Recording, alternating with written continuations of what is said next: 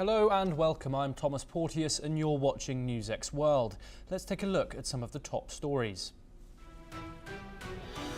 Israel has accepted a US proposed 60-day ceasefire plan, which includes hostage prisoner exchanges and humanitarian aid to Gaza. However, Hamas states the plan fails to meet key demands, including a full military withdrawal and a permanent end to the war, and is currently reviewing the terms. Russia and Ukraine are poised for a second round of talks in Istanbul on June the 2nd, amid heightened international pressure for a ceasefire. Ukraine has submitted its proposals and awaits Russia's memorandum, which Moscow intends to present at the meeting. French President Emmanuel Macron says France may toughen its stance if Israel continues blocking aid to Gaza, calling the situation untenable. Speaking in Europe, he reaffirmed support for a two-state solution.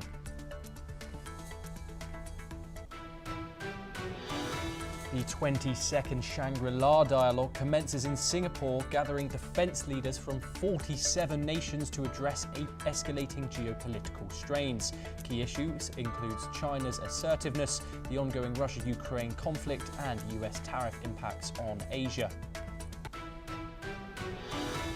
US Treasury Secretary Scott Bessent reports that trade negotiations with China are a bit stalled, suggesting that a direct conversation between President Donald Trump and Chinese President Xi Jinping may be necessary to advance discussions.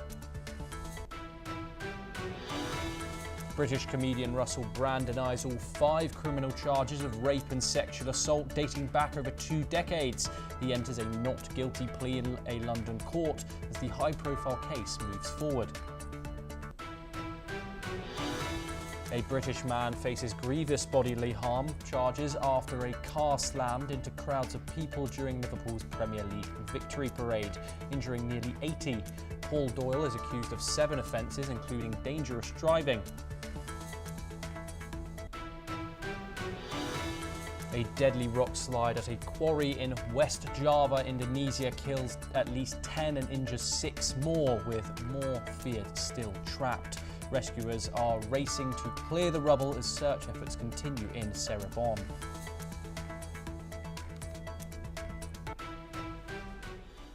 For our top story today, we move to the Middle East, where according to the White House, Israel has accepted a new US-backed ceasefire proposal for Gaza. The plan, which was put forward by US President Trump's envoy, Steve Witkoff, includes a 60-day truce. The proposed plan also includes the release of hostages in exchange for Palestinian prisoners. Hamas says it's reviewing the plan but claims the terms fall short.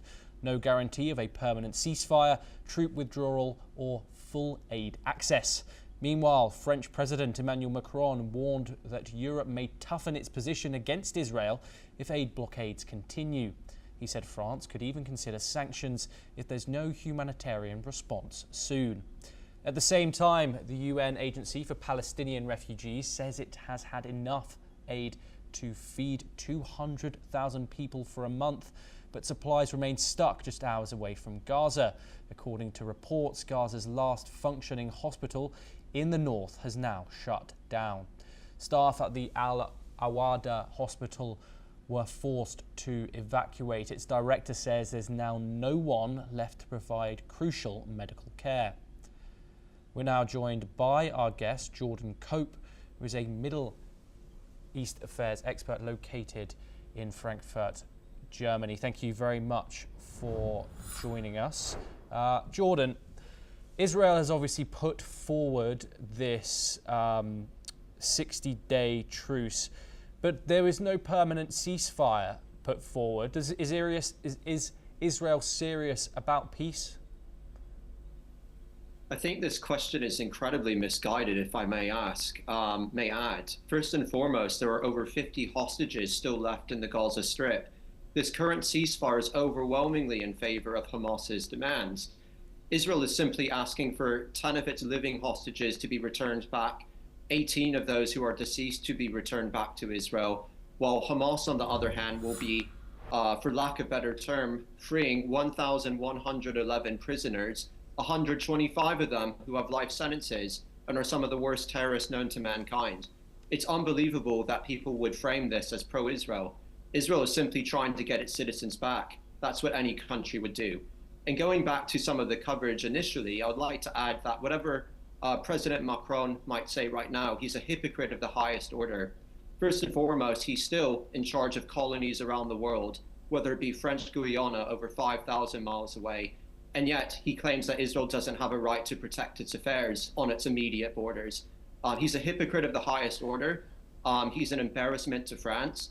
He previously argued for a need to respond better and to defend Israel after October 7th happened. He was exploring ways to deal with radicalism within his own borders. And then all of a sudden, once again, he's caved to the extremist demands. France, unfortunately, has a very disturbing future ahead. And despite his claims, Israel is allowing humanitarian aid into the Gaza Strip, even though it doesn't have to under international law, having known that previously Hamas has siphoned a lot of that aid.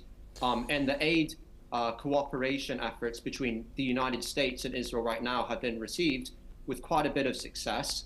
Many people have been cheering in the streets their praises for Trump.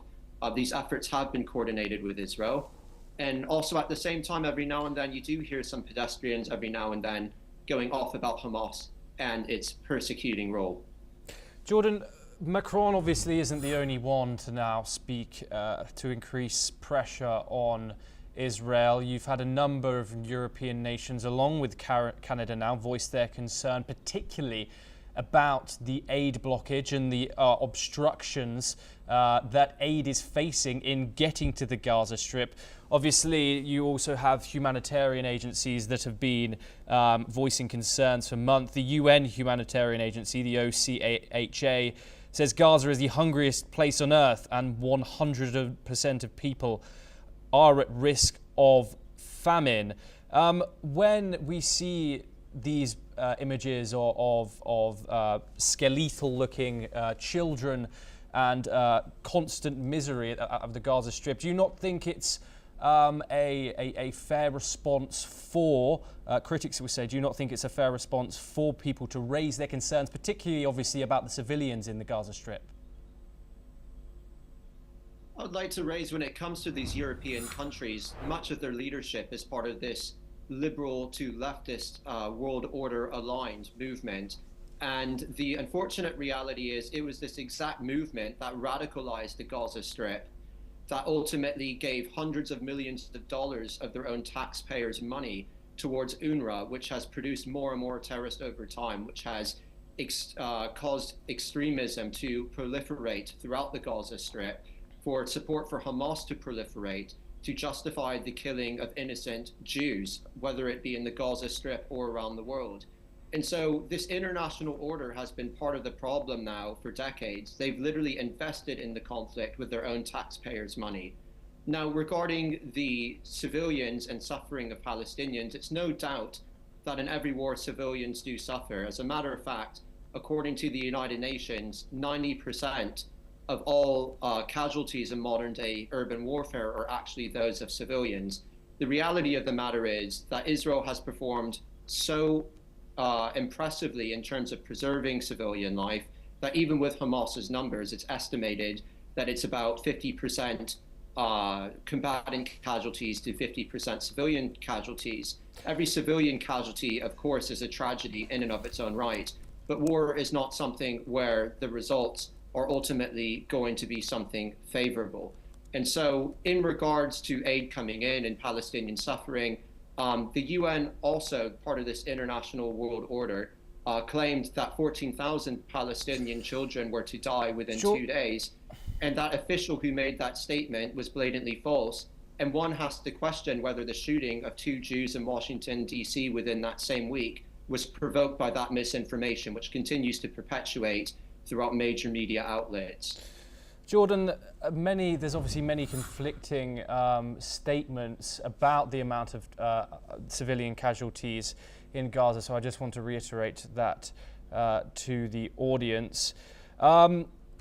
This peace deal is obviously diplomatically, how do you see Israel and Hamas moving forward? Obviously, we have a widespread humanitarian crisis in Gaza going on, and with both sides negotiating seems to not be going well, especially recently, especially since Israel has continued its offensive. There's only been one hostage released since Israel resumed its offensive, and that was facilitated by the United States. How do you assess Israel's new military offensive in getting these Israeli citizens that were kidnapped on October the 7th back? The United States ultimately recognizes that Israel has two incentives in this war, which is why the current ceasefire proposal does not demand a permanent withdrawal from the Gaza Strip or a permanent cessation of Israel's military activities there. Those two goals ultimately being to free the remaining of the 50 hostages in Hamas captivity and to make sure that Hamas once again never has the ability to maintain power over the Gaza Strip. It's important now more than ever that Israel finishes off Hamas, because if Israel doesn't, Hamas has made clear that it plans on committing October 7th style attacks time and time again. And while many Hamas officials are claiming that Israel has caused a situation of starvation in the Gaza Strip, it's also important to note that Hamas doesn't really even believe this, because they're encouraging their citizens right now to not accept humanitarian aid from both Israel and the United States. So Hamas either wants all of their people to die, which is obviously not true because it knows that the humanitarian crisis is not as bad as it actually claims, nor the casualty statistics which it has put forth previously, which it has once again corrected, indicating that approximately 72% of all those casualties were actually of men who were aged in the age range of those who are traditionally fighters. So they know Israel's not targeting civilians. They know that there's not a famine. And so what Israel ultimately has to achieve are those two incentives. The United States recognizes the legitimacy of those demands, and the Western European countries right now should not continue to cave to extremism, which continues to infect themselves from within their own borders. Okay, Jordan Cope, thank you very much for joining us on the programme. We now move over to Europe, where Russia and Ukraine are expected to discuss ceasefire conditions next week in Istanbul, according to the Kremlin. This comes after Moscow proposed a second round of peace talks scheduled for June the 2nd, but Kiev has yet to confirm its participation. Kremlin spokesperson Dmitry Peskov says both sides will bring their own versions of a memorandum to the talks.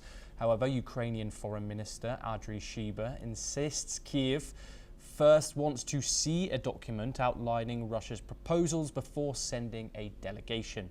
Here's what the Ukrainian Foreign Minister had to say.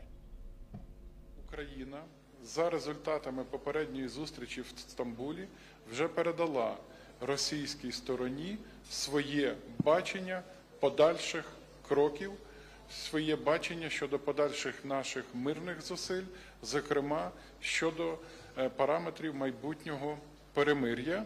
Ми чекаємо теж від російської сторони меморандум, як це було анонсовано.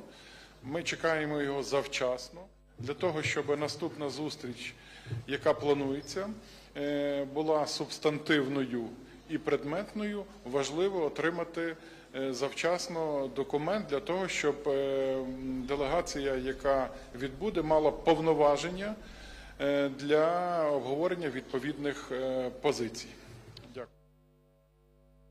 Offering to host a high-level meeting between President Putin, Zelensky, Trump and Erdogan, but the Kremlin has, however, dismissed that invitation and said that Putin would only consider a summit if negotiations with Kiev make progress. Here's what the Turkish minister had to say. Sonraki belki aşamada bir liderler toplantısının gerçekleşmesi özellikle uzun süreli bir ateşkesin hayata geçmesi için çok iyi olur diye değerlendiriyorum açıkçası. Sayın Erdoğan'ın ev sahipliğinde, Sayın Trump'ın, Sayın Putin'in ve Sayın Zelenski'nin bu dört liderin bir araya gelmesiyle İstanbul'da birincisi, ikincisi yapılan görüşmelerin aslında taşlanması mümkün olabilir diye değerlendiriyoruz. Meanwhile, Russian troops claim to have captured the settlement of Kindrashvika in Ukraine's northeastern Kharkiv region, according to the Kremlin's defense ministry. This comes after Russian drones struck the Ukrainian border town of Izmail overnight, a port along the Danube River that borders NATO member Romania. Donald Trump's envoy to Ukraine, Keith Kellogg, stated that Russia's concerns over NATO's eastward expansion are valid, adding that the US does not support Ukraine joining the military alliance. The Kremlin welcomed the remarks, stating that it was glad President Putin's messages were being heard in Washington. We're now joined by Ilona Linart, who is a Russian journalist, and she's located in the Russian capital of Moscow. Thank you very much for joining us, Ilona. The Kremlin expects Russia and Ukraine to discuss ceasefire conditions in Istanbul. However, are you positive about the execution of this meeting? Do you think it's going to go to plan?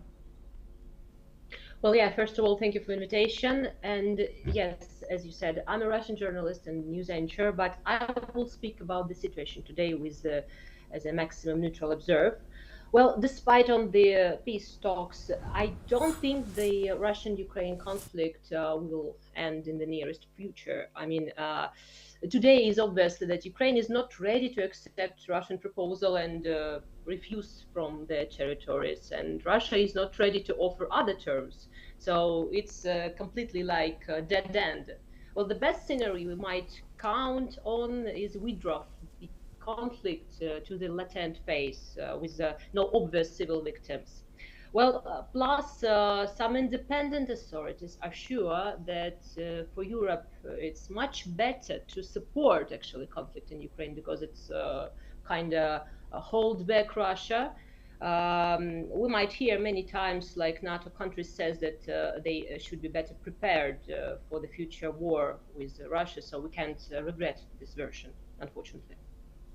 Yes, and with multiple global powers involved, including China, Turkey and the United States, is Russia still committed to a bilateral resolution with Ukraine, or is multilateral diplomacy now the only path forward? Well, the answer is actually very easy. Russia would be happy to lead the diplomacy with the Ukraine directly. It's Ukraine who is always involved other countries to the situation. I mean, Russia is open to any direct conversation with Ukraine side. Well, the other questions, there are no any proper peaceful proposal for Ukraine from Russia, but we discussed this already. Well, so I think now, yes, unfortunately, once again, multilateral diplomacy is the only path forward. Do you think Russia would accept a ceasefire now if it meant keeping current territorial gains frozen, or does Moscow still seek more leverage on the battlefield first, do you think?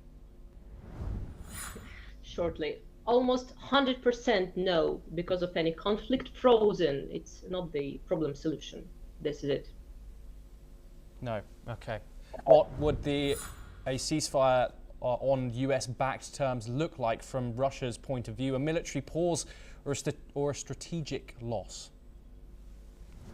Mm-hmm. Well, I knew you were going to ask this, but well, first, American terms, from what we know, don't satisfy nor Russia neither Ukraine. Well, yes, so it would be more about frozen conflict again, where US plays a major role like the peacemaker, and it means able to control the situation and dictate terms. I mean, don't understand me wrong, okay? I think any war is a huge tragedy, and I wish to stop it as soon as possible with any possible ways. But this solution is not really a solution. It's just like delaying the conflict.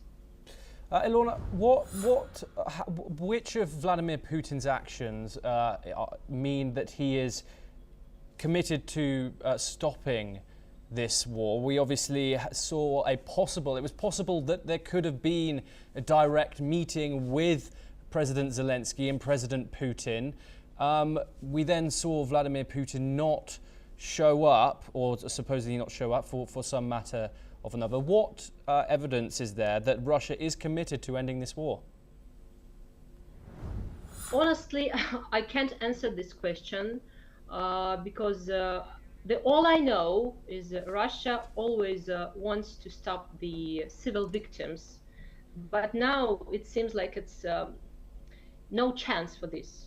And all these peaceful negotiations is more like a show up for broadcasters. That's it. Yes. Unfortunately, I mean, understand me wrong. And we have a new date for these new direct talks, a second round of direct talks in Ankara, Turkey. Do you think the Kremlin still trusts in Turkey's neutrality, or has Erdogan's NATO alignment complicated that, do you think? No. Well, Turkey many times had been discredited itself. In times of grain deal, Turkey instead of grain shipped weapons to Ukraine, right? And President Erdogan tries sit on two chairs. So on the one hand, Erdogan tries to play like a saver role to the Ukraine-Russian conflict, and from the other, Turkey continued to support Ukraine with weapons. What I understand it, I understand the loss, it's understandable, but don't try to convince Russia with eternal friendship then. I mean, this is the sort of situation where you have to choose the side. Yes, thank you very much, Ilona Linhart, for joining us on the programme and for your insight. We now move over to the Indo-Pacific, where the 22nd Shangri-La dialogue is now underway in Singapore. The dialogue is a major gathering of defence leaders from around the world and is Asia's most prominent defence summit. Representatives from 47 countries, including 40 minister-level delegates, over 20 chiefs of defence forces and more than 20 senior defence officials have convened for this summit, organised by the International Institute for Strategic Studies. The forum aims to address critical security issues in the Indo-Pacific. Prominent world leaders attending the dialogue include Macron, Kaja Kallas, the Vice President of the European Commission, and Anwar Ibrahim, the Prime Minister of Malaysia. French President Emmanuel Macron, speaking in Singapore during a landmark visit marking 60 years of diplomatic ties, had warned of a big risk of nuclear proliferation. In his keynote, the first ever by a European leader in the city-state, Macron also highlighted the growing divide between the world's two superpowers, calling it a danger to global stability. In a surprise move, China has opted to send a delegation from its National Defense University instead of Defense Minister Admiral Dong Jun. This marks the first time since 2019 that Beijing will not be represented at the ministerial level. However, US's Defense Secretary Pete Hegseth is expected to outline the Trump administration's strategy for the region in the first plenary session, which is tomorrow. 6 plenary sessions are scheduled, covering issues from cyber and out-of-space defence to maritime security, proliferation risks and crisis management. Singapore's Defence Minister Chan Chun Sing will speak at the closing session on enhancing security operation for a stable Asia-Pacific. President Tharman Shanmugaratnam will be hosting a dinner for delegates at the St. Regis, while Minister Chan will hold round tables and breakfasts for visiting defence leaders, including those under the 5-power defence arrangements. The 5-power defence arrangement comprise the countries of Australia, Malaysia, New Zealand, Singapore and the United Kingdom. The dialogue will continue through to June the 1st. We're now joined by Professor Rohan Gunaratne, who's an international security expert located in Singapore, to discuss this further. Thank you very much, Rohan, for joining us on the programme. This is a huge meeting of all different leaders, 47 different countries. Why is this summit such an important one in this point of 2025 when geopolitical tensions seem to be so high? Shangri-La Dialogue is the most important defense forum in the world, and it attracts some of the best specialists and also government leaders where they seek to address the real world challenges. So there's no other dialogue in the world that seeks to do this.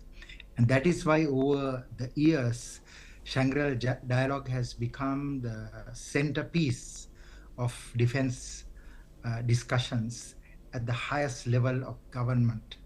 Now, at this dialogue, the primary focus is the rise of China and, of course, the United States being governed by Trump, and whether there will be a conflict between China and the United States. China has very clearly indicated it wants to be an economic superpower, but it does not seek a military confrontation with the United States.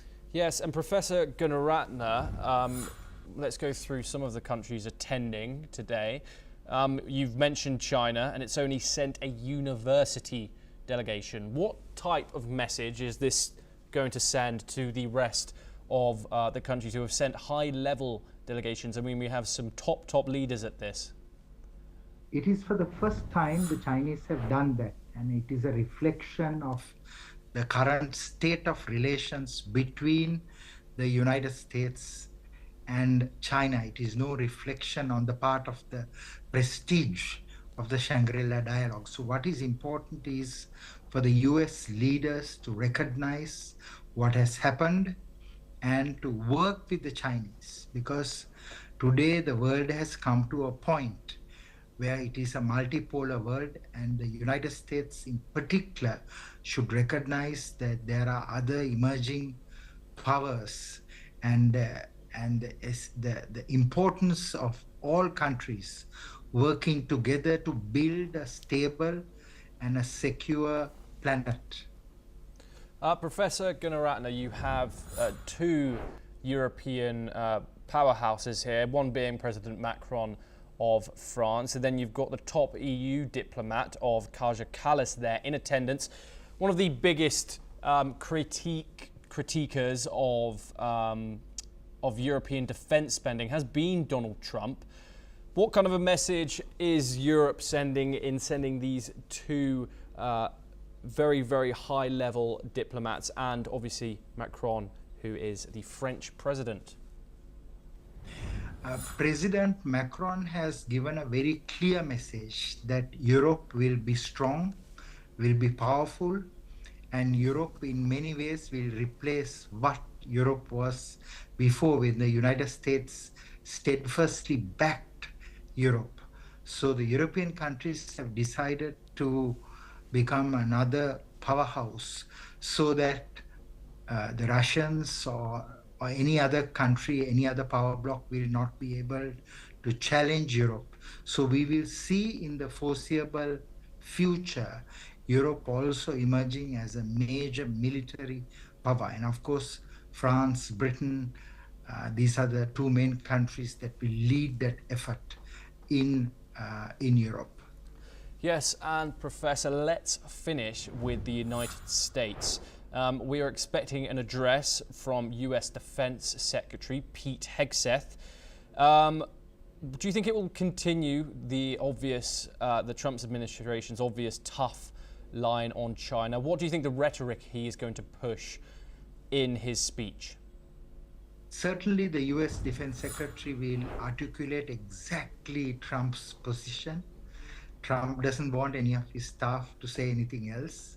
But what is important to recognize is that the United States sooner or later will come to understand that they will have to work together with China to ensure a stable and a peaceful world.